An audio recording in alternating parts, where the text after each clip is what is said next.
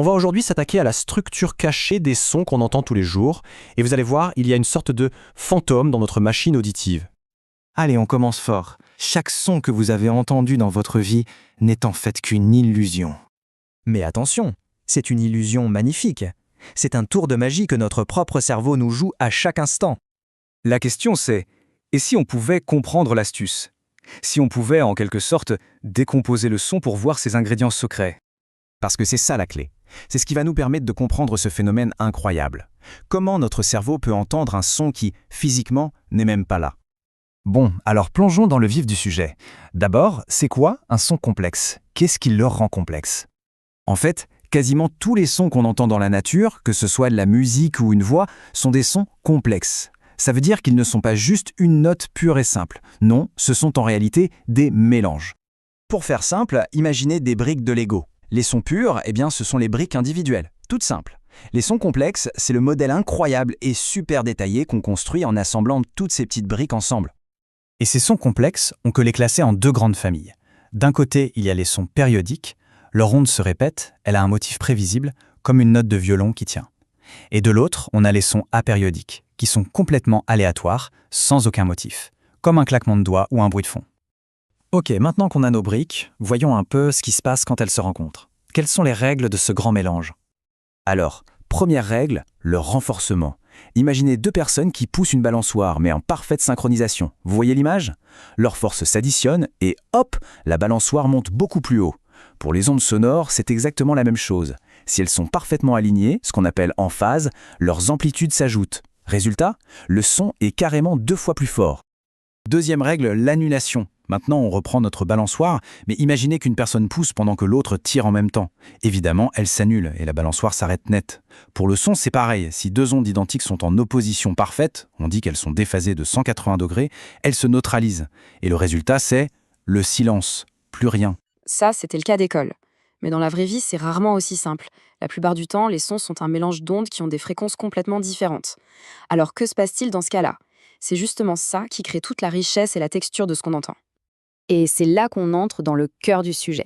On va découvrir la recette secrète, la formule mathématique qui se cache derrière les sons musicaux. C'est un peu comme si on allait décrypter l'ADN d'un son. Toute construction a besoin d'une fondation. Pour un son, c'est pareil. Cette fondation, c'est la fréquence fondamentale, qu'on note F0.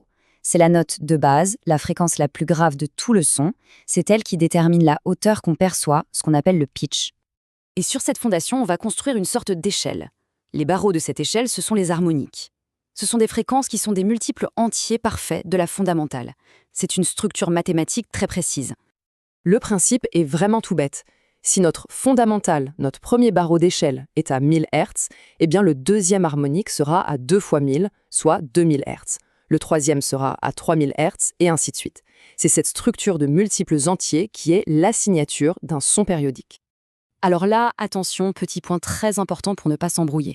Il ne faut pas confondre les termes harmonique et partiel, ou overtones en anglais. En fait, ils désignent les mêmes fréquences, mais la numération change. Le premier harmonique, c'est la fondamentale elle-même. Mais le premier partiel, c'est la première note au-dessus de la fondamentale. Donc le premier partiel, c'est le deuxième harmonique. C'est une petite subtilité, mais elle est cruciale. Et c'est ça qui est génial. La recette, la liste des ingrédients, les fréquences, est fixe, mathématique. Mais c'est le dosage de chaque ingrédient qui va tout changer. L'amplitude, c'est-à-dire le volume de chaque harmonique, n'est pas la même. Et c'est cette variation qui fait qu'un violon et une flûte ne sonnent pas pareil, même s'ils jouent exactement la même note. Donc, ce qu'il faut retenir, c'est que chaque son a sa propre recette. Et maintenant, on va apprendre à lire cette recette. L'ingrédient principal, vraiment la base de n'importe quelle recette sonore, c'est la fréquence fondamentale. On l'appelle aussi F0. C'est la fréquence la plus basse du mélange, celle qui donne au son sa hauteur, vous savez, sa note de base. Et tout le reste de la recette alors, ce sont les harmoniques. Pour vous donner une image, pensez à un smoothie. La fondamentale, c'est le fruit principal, disons la banane. Les harmoniques, ce sont tous les autres ingrédients, comme la fraise, le miel, bref, ce qui va lui donner son goût unique. Ce sont des multiples de la fréquence fondamentale, et ce sont elles qui ajoutent toute la richesse et la texture au son final. Ok, c'est bien beau tout ça, on a compris qu'un son, c'est une recette de cuisine. Mais comment on fait pour lire cette recette? Pour connaître la liste exacte des ingrédients? Comment on peut, en quelque sorte, ouvrir le son pour voir toutes les petites briques qui le composent? La solution, elle nous vient d'un outil mathématique absolument génial qui s'appelle l'analyse de Fourier. Le principe, au fond, est assez simple à comprendre. Il dit que n'importe quel son complexe, mais vraiment n'importe lequel, peut être décomposé pour retrouver tous les sons purs qui le constituent. C'est un peu comme un super pouvoir. C'est comme un nez en parfumerie qui peut sentir un parfum et dire « Ok, là-dedans, il y a de la rose, du jasmin et une pointe de santal ». Et le résultat de cette dissection, de cette analyse, ça porte un nom. C'est le spectre. Le spectre, c'est ni plus ni moins que la carte d'identité, l'empreinte digitale d'un son. C'est un simple graphique qui nous montre, noir sur blanc, chaque ingrédient, donc chaque fréquence, et surtout, en quelle quantité il est présent. Cette quantité, c'est son amplitude, son volume. Et voilà, un spectre, ça ressemble à ça. C'est très visuel et en fait, c'est super simple à lire. Chaque pic, chaque barre verticale représente une de nos briques, une harmonique. Sa position sur l'axe horizontal, de gauche à droite, nous indique sa fréquence, des graves vers les aigus, et sa hauteur, c'est tout simplement son volume, son amplitude. Plus la barre est haute, plus cette harmonique est forte. C'est la recette de notre son, mais en image. Bon, maintenant, attention, on passe à un truc assez bluffant. Un exemple concret, tiré de la vie de tous les jours, qui prouve que notre cerveau est une machine incroyable, capable d'analyser les harmoniques, même quand il en manque une. C'est le phénomène de ce qu'on appelle la fondamentale fantôme. Alors, plantons le décor de notre petite enquête. Les vieilles lignes de téléphone, celles d'avant, avaient un gros défaut technique. Elles étaient tout simplement incapables de transmettre les sons les plus graves, tout ce qui était en dessous de 300 Hz. C'était comme si un filtre coupait systématiquement toutes les basses fréquences. Maintenant, voici le problème.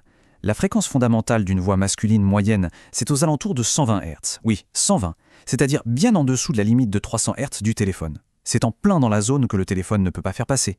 Donc, voilà la grande question. Si la note de base, le fameux rez-de-chaussée de la voix, est complètement supprimée, effacée par le téléphone, comment diable est-ce qu'on arrive quand même à entendre et à reconnaître la hauteur de la voix de la personne au bout du fil? C'est un vrai mystère. Eh bien, la solution, elle est absolument géniale. C'est notre cerveau qui fait tout le boulot. C'est un véritable détective acoustique, d'accord? Il ne reçoit pas la fondamentale à 120 Hz, elle est coupée, mais il reçoit tous les étages au-dessus. L'harmonique à 240, celle à 360, celle à 480.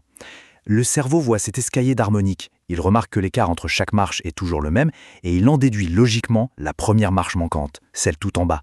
Il reconstruit mentalement la fondamentale de 120 Hz.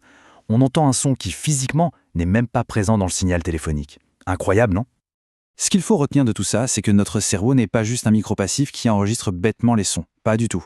C'est un analyseur de spectre ultra performant qui tourne en permanence. Il agit comme un logiciel intelligent, il récupère les pièces du puzzle harmonique qu'on lui donne, et il reconstruit l'image sonore la plus cohérente, la plus logique, même s'il manque des morceaux.